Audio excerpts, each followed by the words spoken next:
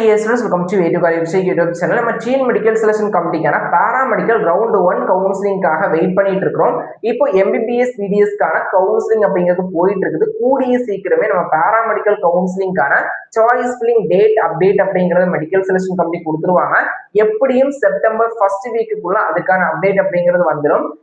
September 5க்கு மேல பாத்தீங்கன்னா நமக்கான சாய்ஸ் ஃபில்லிங் அப்டேட் வரதுக்கு பாசிபிலிட்டிஸ் நிறைய இருக்குது. ஆகஸ்ட் லாஸ்ட் வீக் கூட வரதுக்கான பாசிபிலிட்டிஸ் அப்படிங்கிறது இருக்குது. மெடிக்கல் செலக்ஷன் கமிட்டி எப்ப வேணாம் அதுக்கான அப்டேட் அப்படிங்கிறத கொடுக்கலாம். அதுக்கு முன்னாடி நிறைய பேருக்கு இருக்கிற டவுட் என்னன்னா, நம்ம பாராமெடிக்கல் கவுன்சிலிங் சாய்ஸ் ஃபில்லிங் எல்லா ரவுண்டுமே சேர்த்து வைப்பாங்கன்னு கேட்டா இல்ல. அதுக்கான கிளாரிபிகேஷன் வீடியோ ஆல்ரெடி கொடுத்துட்டேன். ஒவ்வொரு ரவுண்டுக்கும் பாத்தீங்கன்னா ஒவ்வொரு கவுன்சிலிங் ஷெட்யூல் ரிலீஸ் பண்ணி ஃபர்ஸ்ட் ரவுண்ட் முடிஞ்சதுக்கு அப்புறம் தான் செகண்ட் ரவுண்ட் வைப்பாங்க. செகண்ட் ரவுண்ட் முடிஞ்சதுக்கு அப்புறம் தான் தேர்ட் ரவுண்ட் வைப்பாங்க. தென் பாத்தீங்கன்னா யாரும் அவசரப்படாதீங்க. பாராமெடிக்கல் கவுன்சிலிங்கை பொறுத்த வரைக்கும் எல்லா இயருமே கொஞ்சம் டிலேவா தான் நடக்கும். இந்த டிலே அப்படிங்கிறது நமக்கு பெரிய ஒரு அட்வான்டேஜஸ் தான். ஏன்னா MBBS BDS counselling choice filling first round choice filling முடிஞ்சதுக்கு அப்புறம் தான் நம்ம பாராமெடிக்கல் கவுன்சிலிங் தொடங்குறது எல்லா இயருக்கு இருக்கிற ஒரு வழக்கமான செயல் தான். அப்போதான் அந்த கோர்ஸ்க்கு காம்படேட் பண்ற ஸ்டூடெண்ட்ஸ் பாத்தீங்கன்னா இதுல வரமாட்டாங்க. சோ யாரும் ஒரி பண்ணிக்காதீங்க. கூடிய சீக்கிரம் நமக்கான அப்டேட் அப்படிங்கிறது மெடிக்கல் செலக்ஷன் கமிட்டி கொடுத்துருவாங்க. அதுக்கு முன்னாடி பாராமெடிக்கல் கவுன்சிலிங்ல ரொம்ப முக்கியமான பார்ட் தான் இந்த சாய்ஸ் ஃபில்லிங். இந்த சாய்ஸ் ஃபில்லிங்ல எப்படி சாய்ஸ் ஃபில்லிங் பண்ணணும் அப்படிங்கிற மாதிரி நிறைய வீடியோ போட்டிருக்கிறேன். அதுக்கான அவேர்னஸ் மோஸ்ட்லி எல்லாத்தையும் இருக்கும் அப்படின்னு நினைக்கிறேன். சாய்ஸ் ஃபில்லிங்ல யாருமே பாத்தீங்கன்னா கேர்லெஸ்ஸா இருக்காதீங்க. நீங்க சாய்ஸ் ஃபில்லிங் பண்ணும்போது ரொம்ப ரொம்ப கவனமா இருக்கணும். என்ன சாய்ஸஸ் கொடுக்குறீங்க, நமக்கு பிடிச்ச கோர்சஸ் தான் நம்ம கொடுக்குறோமா, அந்த காலேஜஸ்லாம் என்ன, அந்த காலேஜ் பத்தி ஒரு பேசிக் எங்க இருக்குது, அது சரௌண்டிங் என்ன அதோடைய சரௌண்டிங் எப்படி இருக்குது அப்படிங்கிற டீட்டெயில்ஸ் ஆச்சும் கண்டிப்பா நீங்க தெரிஞ்சு வச்சிருக்கணும். தென் பாத்தீங்கன்னா ஃபீஸ் ஸ்ட்ரக்சர் பத்தி நான் ஒரு வீடியோ போட்டிருந்தேன். பட் பாத்தீங்கன்னா நிறைய பேருக்கு அந்த அவேர்னஸ் கிடையாதுன்னு நினைக்கிறேன். கவர்மெண்ட் காலேஜ்ல போனா மட்டும்தான் உங்களுக்கு ஃபீஸ் ஸ்ட்ரக்சர் அப்படிங்கிறது government fees 3800 something tuition fees. Self ஃபைனான்சிங்ல போயிட்டீங்க அப்படின்னா டியூஷன் ஃபீஸ் எப்படியும் ஒரு 50,000 இல்லைன்னா 1 lakh வரும். அது போக அதர் ஃபீஸஸ் எல்லாமே சேர்த்து மினிமம் 1.1 lakhல இருந்து 2 lakh 3 lakh வரைக்கும் போறதுக்கு பாசிபிலிட்டிஸ் இருக்குது. அண்ட் கவர்மெண்ட் காலேஜஸ்ல எல்லா கோர்சஸ்க்கும் ஹாஸ்டல்ஸ் இருக்கிறது சான்சஸ் ரொம்ப கம்மி. நர்சிங், பிஃபார்ம், பிபிடி இது மாதிரி ஒரு சில முக்கியமான கோர்சஸ் இருக்காங்க. GNM நர்சிங் எல்லாம் ஹாஸ்டல் இருக்கிறவங்க பாசிபிலிட்டிஸ் இருக்குது.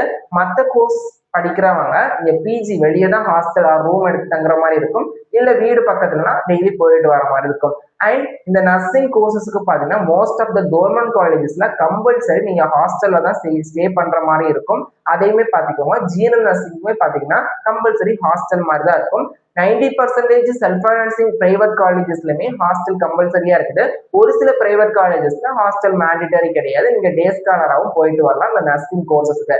சோ கட் ஆஃப் எவ்வளவு முக்கியம்னு நம்ம பாக்குறோமோ, நம்ம ரேங்கை எவ்வளவு முக்கியம்னு பாக்குறோமோ அதே இம்பார்ட்டன்ஸ் உங்க சாய்ஸ் லிஸ்ட்டுக்கும் சாய்ஸ் ஃபில்லிங்க்கும் கொடுங்க.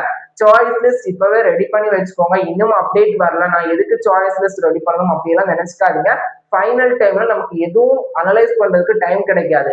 இப்பவே சாய்ஸ் லிஸ்ட் ரெடி பண்ண நிறைய பேருக்கு தெரிஞ்சிருக்கும் அது எவ்வளவு கஷ்டம் அப்படின்னு. ஒவ்வொரு காலேஜஸா செலக்ட் பண்ணணும், அதோட ஃபீஸ் ஸ்ட்ரக்சர் நம்ம பார்க்கணும், அது எப்படிப்பட்ட காலேஜ்னு பார்க்கணும், என்ன கோர்ஸ் சூஸ் பண்றோம்னு பார்க்கணும். அப்படி நிறைய காரணங்களை நம்ம என்ன அனலைஸ் பண்ணி தான் சாய்ஸ் லிஸ்ட் அப்படிங்கறத ரெடி பண்ணணும். தென் முடிஞ்ச அளவுக்கு ஒரு கோர்ஸ் 2 கோர்ஸ் நிறுத்தாம மினிமம் ஒரு 5 கோர்ஸ் கொடுங்க. High cut off students top college choose பண்ணீங்க அப்படின்னா KMCH, PSG, RVS அதுக்கப்புறம் ராமகிருஷ்ணா எல்லாம் சூஸ் பண்ணிட்டு சேஃபஸ்ட் சைடுக்கு கொஞ்சம் மாடரேட்டா இருக்கிற காலேஜஸ் சூஸ் பண்ணிக்கோங்க. ஏன்னா எல்லாரும் டாப் காலேஜஸ் போகும்போது ஆட்டோமேட்டிக்கா காம்படிஷன் இன்க்ரீஸ் ஆகும். மேபி நம்ம அன்லக்கியால கிடைக்காம போயிருச்சு அப்படின்னா அந்த கவுன்சிலிங் அப்படிங்கிறது வேஸ்ட் ஆயிரும். ஸோ பாத்தீங்கன்னா எக்ஸ்ட்ரா சேஃபர் சைடுக்கு ஒரு 5 காலேஜ் கூட கொடுங்க. ஒரு டாப் 15 காலேஜஸ் சூஸ் பண்ணீங்க அப்படின்னா எக்ஸ்ட்ரா ஒரு 5 காலேஜ், டோட்டலா ஒரு 20 காலேஜஸ் ஆச்சும் ஒரு கோர்ஸுக்கு செல்ஃப் ஃபைனான்சிங் காலேஜஸ் சூஸ் பண்ணுங்க. பிஃபார்ம்க்கு எல்லாம் பாத்தீங்கன்னா 100க்கும் மேற்பட்ட காலேஜஸ் செல்ஃப் ஃபைனான்சிங் காலேஜஸ் வரும். அதுல அட்லீஸ்ட் ஒரு 80ல இருந்து 80 காலேஜஸ் கொடுங்க. BSc நர்சிங்க்கு பாத்தீங்கன்னா ஏறத்தாழ ஒரு 11,000க்கும் மேற்பட்ட சீட்ஸ் வரும். அந்த 11,000க்கும் மேற்பட்ட சீட்ஸ்ல ஒரு 250க்கும் மேற்பட்ட காலேஜஸ் வரும். அந்த காலேஜஸ்ல அட்லீஸ்ட் 150 காலேஜஸ் ஆச்சும் தெரிஞ்ச காலேஜஸா இருக்குதா அனலைஸ் பண்ணி சூஸ் பண்ணிக்கோங்க.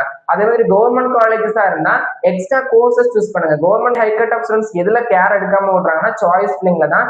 வெறுமனே ஒரு நர்சிங், பார்மசி மட்டும் சூஸ் பண்ணிட்டு ஒவ்வொரு கவர்மெண்ட் காலேஜஸ் சூஸ் பண்ணீங்கன்னா கிடைக்கிறதுக்கு பாசிபிலிட்டிஸ் ரொம்ப கம்மி.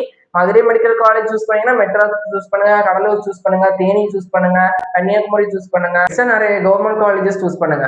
ஒரு கவர்மெண்ட் காலேஜஸ், 2 கவர்மெண்ட் காலேஜஸ், ஒரு government college course, 2 government college choose பண்ணீங்கன்னா கிடைக்கிறதுக்கான பாசிபிலிட்டிஸ் கம்மியா இருக்கும். ஸோ காம்படிஷன் ஹெவியா இருக்கிறதுனால extra courses, extra colleges choose பண்றது பெட்டர். ஏன்னா லிமிட்டே கிடையாது. நீங்க ஒன் டைம் பேமெண்ட் பண்ணிட்டீங்க அப்படின்னா எத்தனை கோர்சஸ், எத்தனை காலேஜஸ் வேணாலும் சூஸ் பண்ணலாம். சாய்ஸ் ஃபில்லிங்கை பொறுத்த வரைக்கும் நீங்க எப்படி அப்ளிகேஷன் போட்டிருப்பீங்க, பேராமெடிக்கலுக்கு தனி அப்ளிகேஷன், அதே மாதிரி பேராமெடிக்கல் டிகிரி கோர்ஸஸ்க்கு எல்லாத்துக்குமே தனி சாய்ஸ் ஃபில்லிங், ஜிஎன்எம்க்கு தனி சாய்ஸ் ஃபில்லிங், ஃபார்ம் டிக்கு தனி choice filling, other diploma certificate கோர்ஸுக்கு தனி சாய்ஸ் ஃபில்லிங், டி ஃபார்முக்கு தனி சாய்ஸ் ஃபில்லிங். இது எல்லாமே ஞாபகத்துல வச்சுக்கோங்க. ப்ராப்பரான சாய்ஸ் ஃபில்லிங் ரொம்ப முக்கியம். நமக்கான சாய்ஸ் ஃபில்லிங் டேட் கூடிய சீக்கிரமே அனௌன்ஸ் பண்ணிடுவாங்க. எப்படியும் ஆகஸ்ட் லாஸ்ட் வீக்ல இருந்து செப்டம்பர் ஃபர்ஸ்ட் வீக் ஃபைனல்குள்ள நமக்கு சாய்ஸ் ஃபில்லிங் ரிலேட்டட் அப்டேட் கொடுத்துருவாங்க. Choice filling schedule, counselling schedule release பண்ண உடனே ஃபார் த ப்ராசஸ் அப்படிங்கறத ஸ்டார்ட் பண்ணிடுவாங்க. ஸோ கவுன்சிலிங் ரிலேட்டட் அப்டேட்டுக்கு நம்ம சேனலை தொடர்ந்து ஃபாலோ பண்ணிக்கோங்க. என்ன அப்டேட் வந்தாலுமே இன்ஸ்டன்டா உங்களுக்கு வீடியோவா கொடுத்துடுறேன். நம்ம வாட்ஸ்அப், டெலிகிராம், இன்ஸ்டாகிராம் பேஜையுமே ஃபாலோ பண்ணிக்கோங்க.